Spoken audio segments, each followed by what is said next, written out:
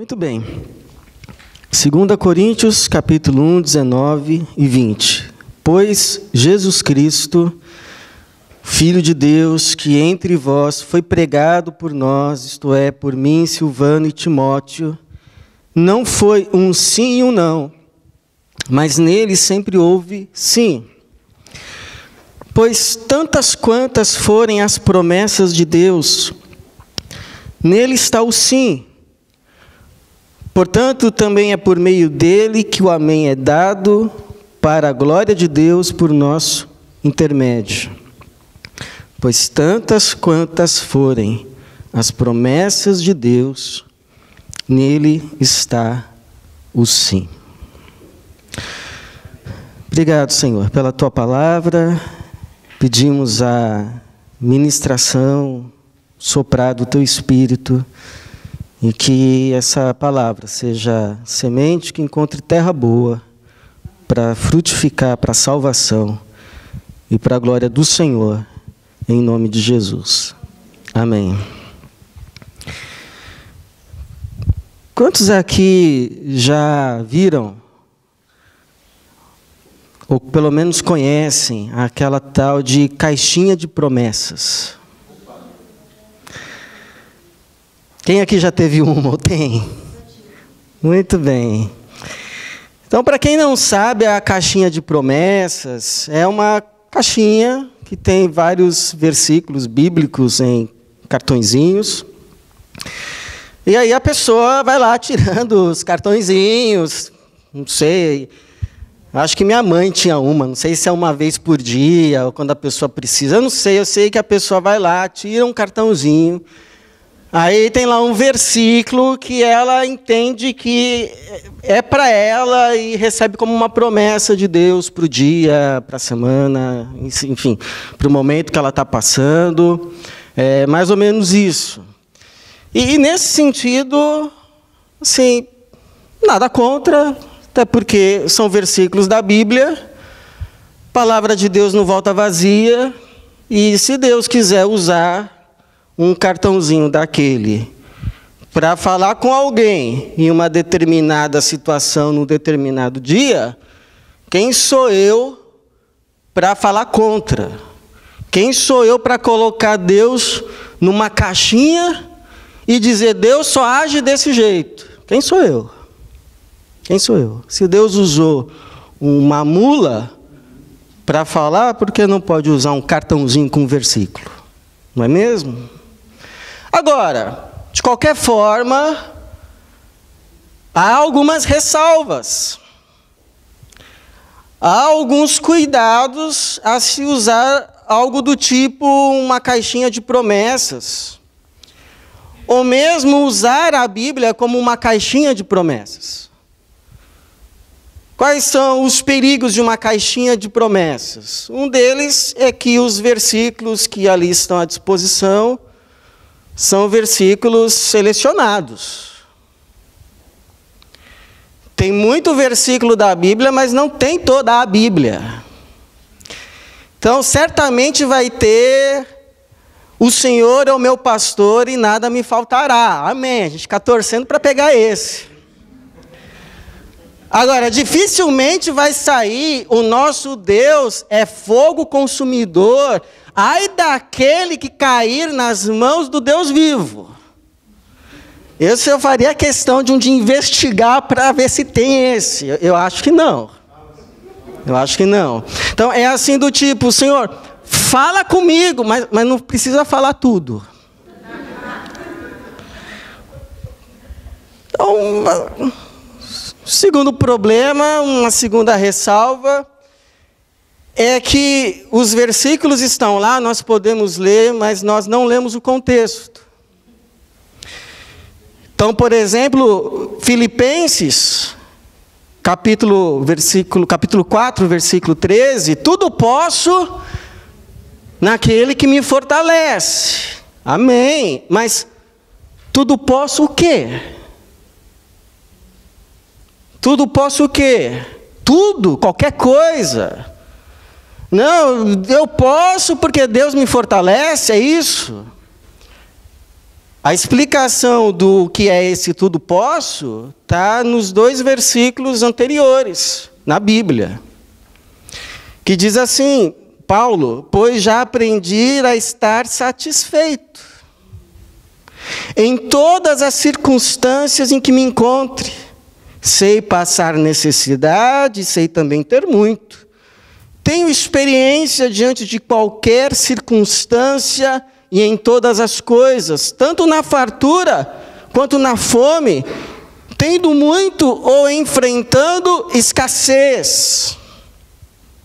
Aí vem, posso todas as coisas. Que coisas? Essas.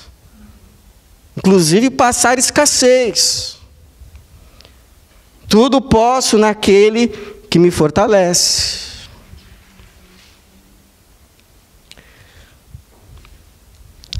Uma outra ressalva é a apropriação indevida de algumas promessas.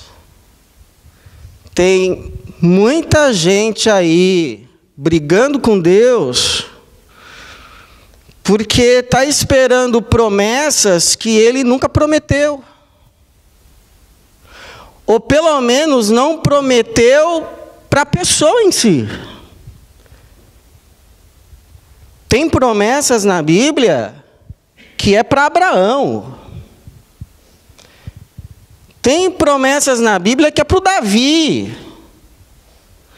Tem promessas na Bíblia que é para o povo de Israel. Tem promessas na Bíblia que é para Jesus, o Cristo, o Messias. Tem promessas que é para Sara. E quando a gente lê a Bíblia, a gente tem que levar isso em conta. Que são promessas que de alguma forma nos alcançam no geral, mas que não são especificamente, necessariamente para cada um. Então, por exemplo, quando a Bíblia diz, dar-te-ei as nações por herança, isso é uma promessa para o Messias, para Jesus. Não é uma promessa para mim. Então a pergunta que a gente precisa responder é, afinal de contas, o que a Bíblia ensina a respeito de promessas? A gente pode entender, isso sim a Bíblia diz. Isso sim a Bíblia fala. Portanto, podemos crer e esperar que seja assim. Então, primeiro a Bíblia diz que as promessas de Deus vão além de nós mesmos. Não ficam só em nós. Então, por exemplo, se um dia Deus falou com você, você leu um texto da Bíblia com uma promessa, e você entendeu que aquilo era para você, amém. Amém. Quem sou eu para dizer que Deus não te fez essa promessa? Não entro no mérito dessa questão. Isso aí é entre você e Deus. Se Ele te falou amém, eu oro para que em breve se cumpra. Se você entendeu errado, eu oro para que um dia você marque um café com Ele e esclareça isso de uma vez por todas. Até porque o Martin Luther King, alguns dias antes de morrer, ele pregou assim num culto público, que ele não tinha medo de morrer, até porque Deus já tinha mostrado a ele a terra prometida. Ou seja, ele já sabia para onde ia. Deus falou com ele. Agora, o que eu acho estranho é que geralmente hoje em dia, quando alguém diz, Deus tem promessas para a minha vida, ou Deus tem uma promessa para mim, essas promessas são assim, geralmente de caráter muito pessoal. Muito no sentido da aquisição de um bem, do alcance de uma posição, do realizar de um sonho. Promessas que terminam na pessoa em si e ficam lá. Para sua alta realização, satisfação, eu preferiria chamar isso de graças. Graças derramadas por Deus, que Ele pode derramar sim, mas de acordo com a vontade dEle, com o entender dEle, e quando Ele quiser, e se Ele quiser. Porque geralmente quando Deus chega para uma pessoa na Bíblia e diz uma promessa, essa promessa nunca fica só na pessoa. E nunca os seus efeitos é simplesmente para ela, o indivíduo. Sempre tem um propósito maior de ir além do que simplesmente a própria pessoa. Por exemplo, a promessa que Deus fez para Abraão: farei de ti uma grande nação. Te abençoarei e te engrandecerei o nome, e tu serás uma bênção. Amém. Mas continua. E todas as famílias da terra serão abençoadas por meio de ti. Gênesis 12, 2-3. Promessa que um dia Jesus fez a Paulo, quando ele estava no meio de um naufrágio. As coisas iam mal a dedéu, o navio ia naufragar. E Jesus aparece para o Paulo para lhe dar esperança. E diz assim, o Paulo, para os que estavam com ele no navio: essa noite me apareceu um anjo de Deus, a fim deles recobrarem o ânimo, porque ele diz que todos já tinham perdido as esperanças. Me apareceu um anjo de Deus, a quem pertenço e sirvo, dizendo: Paulo, não temas, não temas, é necessário que compareça perante César. E Deus lhe concedeu a vida de todos os que navegam contigo. Atos 27, 23-24, ou seja, uma promessa dirigida ao Abraão, uma promessa dirigida ao Paulo, mas que não ficou só em Abraão, não ficou só em Paulo.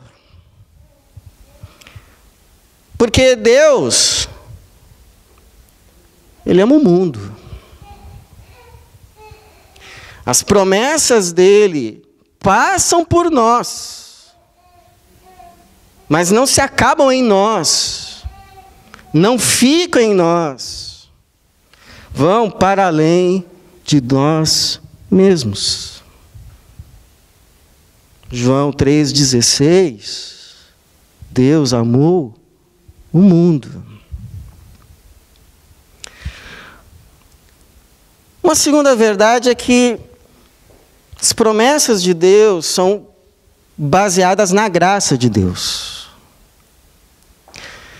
Porque se todas as coisas são de Deus e pertencem a Deus, a gente vai conquistar o quê? Vai conquistar o quê? Se tudo é dele. Ou a gente recebe como um presente, e presente é de graça, ou a gente toma. Então é por isso que o Paulo, em Gálatas capítulo 4, versículo 18, diz assim: pois se a herança provém da lei, já não provém mais da promessa. Mas foi pela promessa que Deus a concedeu gratuitamente a Abraão. E no versículo 29, se sois de Cristo, então sois descendência de Abraão e herdeiros, conforme a promessa. Herdeiro não conquista a herança. Herdeiro recebe a herança. Aí você diz assim: mas pastor, peraí, aquela vez que o povo de Israel ia entrar na terra, não foi uma conquista? Depende. Se eu disser assim para o meu filho: filho, sabe aquele presente que eu prometi para você? Está lá no quarto. Vai lá pegar, você já pode pegar. E se ele considerar o ir pegar no quarto uma conquista, ok. Mas de que adiantaria ele ir ao quarto pegar se primeiro não lhe fosse dado? É por isso que Deus o tempo todo fica falando para o povo de Israel: olha, eu estou te enviando para a terra que te darei. Inclusive lá em Deuteronômio tem uma parte que diz assim: olha, quando você entrar na terra que eu te darei, não se ensoberbeça o teu coração e te esqueças do teu Deus, quando você estiver farto, a sua mesa farta, e você venha dizer assim: foi o meu braço, foi a minha força que conquistou essas coisas para mim. Não, porque é o Senhor teu Deus quem te dá forças para que você adquira riquezas. O tempo todo Deus fala isso, e fala mais: e olha, é essa terra que eu estou te dando. Não vá se meter a querer pegar o Monte Seir, porque o Monte Seir eu não dei para vocês. O Monte Seir eu dei para os edomitas, para os descendentes de Esaú. Não lutem contra eles, eu não dei esse monte para vocês. Não vão lutar contra os moabitas para tomar a terra deles, porque eu não dei essa terra a vocês. Essa terra eu dei aos descendentes de Ló. E é por isso que o João Batista depois vai dizer assim também: ninguém pode receber nada se do céu não lhe for dado. As promessas de Deus são recebidas pela graça de Deus. Uma terceira verdade a respeito das promessas é que a carne não aprecia as promessas, porque essas promessas são em essência espirituais. Elas desembocam no mundo para transformar situações concretas, mas elas são em essência espirituais. Por exemplo, no Novo Testamento, quais são as promessas que o Novo Testamento atesta? Com certeza 3. Pode ter até mais, mas com certeza 3. Primeira, a promessa do Espírito Santo. A promessa do Espírito Santo. E aliás, se fosse só essa promessa, era tudo que a gente precisava. Quem dera cada um de nós fosse cheio do Espírito Santo. Envio sobre vós a promessa de meu Pai, mas ficai na cidade até que sejais revestidos de poder, disse Jesus, Lucas 24, 49. Segunda promessa atestada no Novo Testamento, a vida eterna. 1 João 2,25. E a promessa que Ele nos fez é esta: a vida eterna. Louvado seja o Senhor. Terceira promessa que com certeza você pode crer: os novos céus e a nova terra. Nós, porém, segundo sua promessa, aguardamos novos céus e nova terra, onde habita a justiça. 2 Pedro 3,13. Aí alguém ouve e diz assim: são essas aí as promessas? É isso? Igual uma criança quando o pai ou a mãe fala do banquete que está para ser servido à mesa, e ele chora porque queria um pirulito. Banquete. Ele queria um pirulito.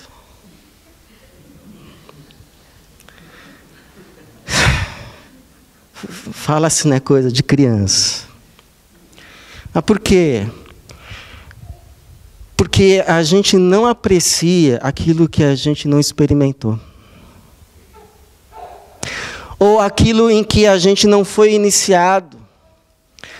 Por exemplo, quem é que aprecia a música clássica?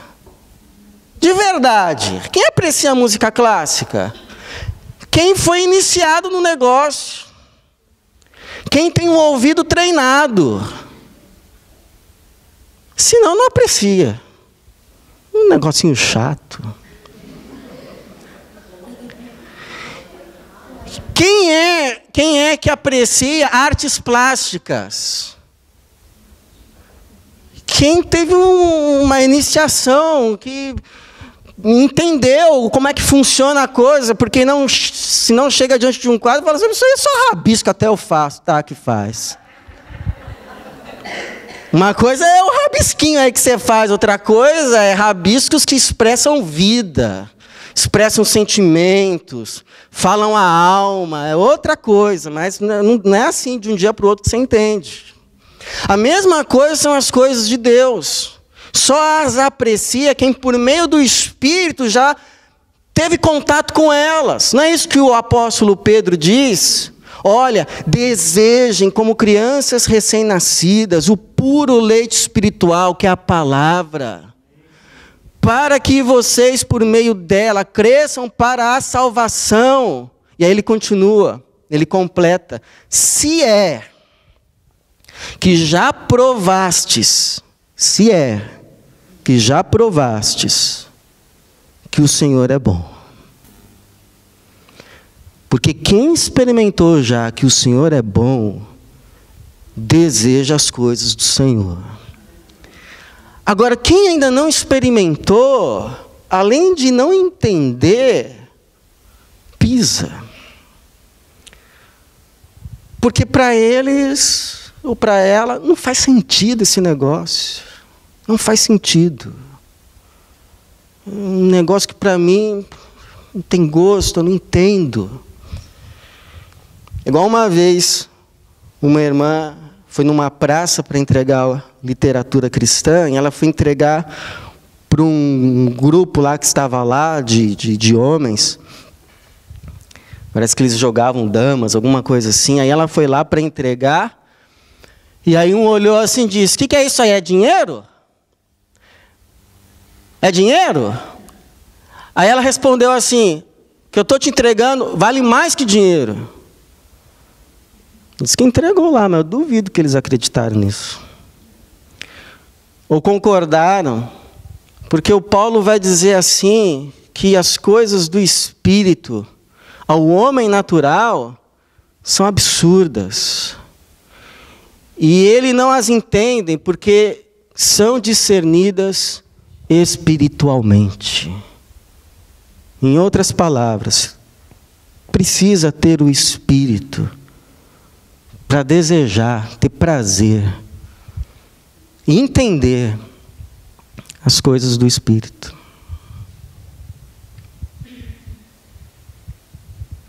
Então, chegar para alguém que tem o Espírito e dizer, Deus te promete a vida eterna, aleluia. Deus te promete dar do Espírito dele, louvado seja o Senhor. Deus te promete novos céus e nova terra, onde habita a justiça. Senhor, eu não preciso de mais nada.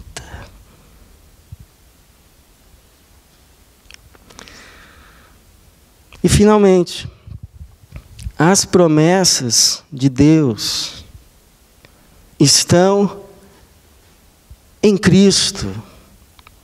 Seja quais forem, seja quantas forem, não estão fora, estão unicamente, não existe uma promessa de Deus que se tem acesso fora de Jesus. É por isso que o Paulo está dizendo assim, versículo 20 aqui do texto que lemos, pois tantas quantas forem as promessas de Deus, nele, Jesus, está o sim. E aí o Paulo, ele solta essa pérola, né? Isso aqui é uma pérola. Ele solta essa pérola que todas as promessas de Deus, sejam quantas forem, em Jesus está o sim, só que ele não explica. Ele fala isso no meio de uma discussão, ele está explicando porque ele não foi fazer uma determinada visita lá na igreja de Corinto, e aí o pessoal ficou chateado pra caramba com ele, começou a dizer, esse Paulo aí, ele tem... Uma hora ele fala assim, outra hora ele fala que não, o que é afinal de contas? E aí o Paulo, ele escreve essa carta, pelo menos o começo, dá para explicar. Ó, sabe por que eu não fui visitar vocês? Não é porque eu sou leviano, não. Uma hora eu digo que vou, outra hora eu digo que não vou. Não, é porque, olha, eu pensei bem, falei assim, se eu for visitá-los, eu vou causar tristeza, então é melhor eu não ir. Melhor eu não ir, porque se eu for lá para causar tristeza nas pessoas que são a minha alegria, eu estou vendo que não é hora de eu ir. Foi por esse motivo, mas em mim não tem sim, não. Assim como em Jesus não teve sim, não, teve sim. Aí ele só, aliás, nele, todas as promessas de Deus têm o sim. Depois, ainda para complicar um pouco mais, ele diz, e tem o amém também. E a gente não está lá, a gente pode... Paulo, não tem nota de rodapé no papiro para explicar esse negócio. E aí o que é possível? É possível que ele esteja dizendo assim, olha, todas as promessas referentes ao Messias, em Jesus teve o cumprimento. Desde Gênesis 3:15 até Isaías 53, se perguntar se cumpriu em Cristo, a resposta é sim. Pode ser. Pode ser também que ele está dizendo que Jesus não é inconstante, não é do tipo assim que te promete uma coisa hoje, e amanhã ele chega para você e diz assim, sabe o que eu pensei melhor? Tipo, hoje ele diz assim, você que crê em mim tem a vida eterna. Aí chega amanhã, então, eu dei uma olhada aqui na sua ficha. Não, não é assim. Se ele disse, está falado. Se ele falou que escreveu o teu nome no livro da vida, é claro que você não vai abusar, mas está escrito lá. Amém, glória a Deus por isso. Agora, com certeza, o que ele está dizendo, ou o que significa é, todas as promessas de Deus estão em Jesus, se cumprem em Jesus, e portanto são para todos aqueles que em Jesus estão. Se você está em Jesus, todas as promessas de Deus, e todas elas estão em Jesus, Deus diz sim a essas promessas para você. Porque é a mesma coisa aqui, nós estamos nesse ambiente, nesse templo. E porque nós estamos nesse ambiente, nesse templo, nós podemos desfrutar dessas cadeiras? Podemos, porque essas cadeiras estão aqui no templo. Nós podemos desfrutar do piano? Podemos, porque o piano está aqui no templo. Nós podemos desfrutar de tudo que está acontecendo aqui, os abraços, as palavras de ânimo. Sim, porque estamos aqui. Agora, se estivermos lá fora, podemos desfrutar do que está aqui? Não. E é por isso, então, que você pode, em Cristo, a todas essas palavras e promessas, que nele tem o sim de Deus, dizer o amém. Amém, Jesus. É verdade, Jesus.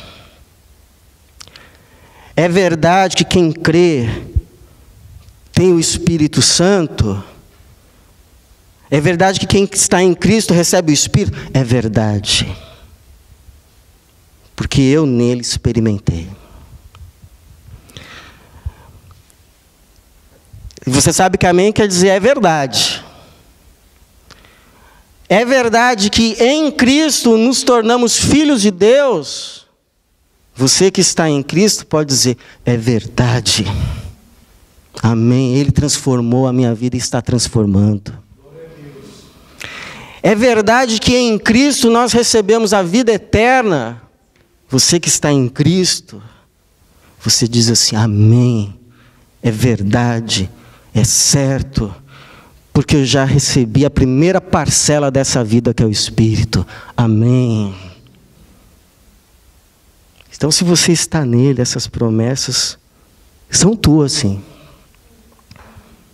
Recebidas pela graça dele e nele. Agora, além dessas, há outras promessas em Cristo, em que Deus diz a você que está em Cristo, sim, pode receber que são tuas. Quais são?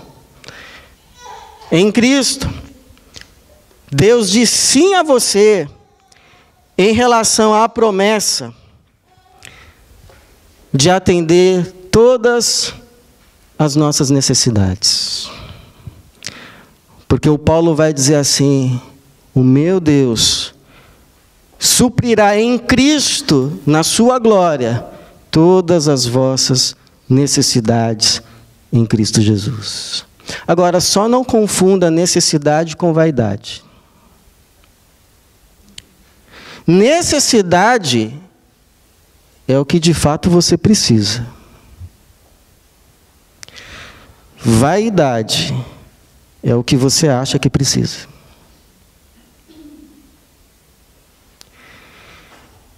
Em Cristo, Deus diz sim à promessa de completar a obra iniciada em você.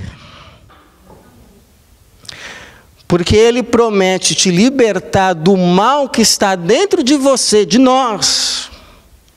E em relação ao mal que vem fora de nós, contra nós, Ele promete transformar em bem. De modo que não existe mais mal que venha contra você, que Ele não há de transformar em bem, ou melhor, para o sumo bem que é fazer você a imagem do seu Filho Jesus. Porque Paulo diz, aquele que começou a boa obra há de completá-la, e que Deus age em todas as coisas para o bem daqueles que o amam, daqueles que foram chamados segundo o seu propósito de serem feitos à imagem do seu Filho Jesus. Essa promessa é sua, que está em Cristo Jesus. E para você que está em Cristo Jesus, Deus também diz sim a uma outra promessa, de estar com você, na saúde ou na doença, na alegria ou na tristeza, na vida, todos os dias, e até na morte. Porque Ele nunca prometeu que não passaríamos por tristezas, que não passaríamos por aflições, sejam elas físicas ou emocionais, e que não experimentaríamos a morte física. Mas prometeu: ainda que eu ande pelo vale da sombra da morte, não temerei mal algum, porque tu estás comigo. Você não precisa temer o vale, não é porque ele não é escuro, não é porque ele não é frio, não é porque ele não amedronta pelos uivos dos lobos, mas porque o seu pastor prometeu em Cristo estar com você. Enquanto você está com Cristo, Cristo está com você. Teve uma vez, quando criança, fui ao supermercado com a minha família, meu pai, minha mãe e meu irmão. E aí eu não sei se eu lá brincando com meu irmão, eu me perdi. E daqui a pouco eu olhei e não vi ninguém. E aí comecei a andar pelos corredores lá do supermercado, e eu olhava para um lado, olhava para o outro, não conhecia ninguém. E aí quando dei aquela suspirada, né, para preparar o choro. Aí eu olhei para trás assim. Meu pai estava lá o tempo todo, andando atrás de mim. Nem para falar, estou aqui, não. Deixou, indo atrás de mim. Quer dizer, eu não o via, mas ele me via. E eu acho que com Deus não é diferente. Não é porque você, em determinadas circunstâncias e situações, não o vê, não o ouve e não o sente, que Ele não esteja necessariamente com você. Não é porque a gente não o vê que Ele não nos vê. Por isso que Jesus disse, ao nos enviar para o mundo, para a missão de sermos suas testemunhas: e eis que eu estou convosco todos os dias, até o fim dos tempos. Nessa promessa a gente pode confiar. E aqui nessa mesa tem duas promessas simbolizadas.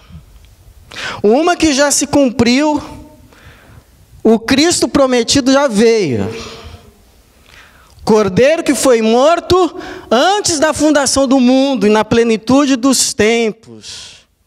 Nascido debaixo da lei, se fez carne e se entregou por todos nós. Está aqui o pão e o vinho, símbolos do seu corpo e do seu sangue entregues para a nossa salvação. E está também aqui, por que não, uma promessa que certamente se cumprirá. Porque ele disse assim no dia que instituiu a ceia: eu não tomarei mais do suco da vide, até que o tome com vocês. E o Paulo vai dizer, todas as vezes que celebramos a ceia do Senhor, anunciamos a sua morte, até que ele venha. Por isso que é confiados nessas promessas que nós celebramos a ceia do Senhor, em nome do Senhor, para a memória do Senhor e para a glória e louvor do nome do Senhor, que é Jesus. Amém. Amém.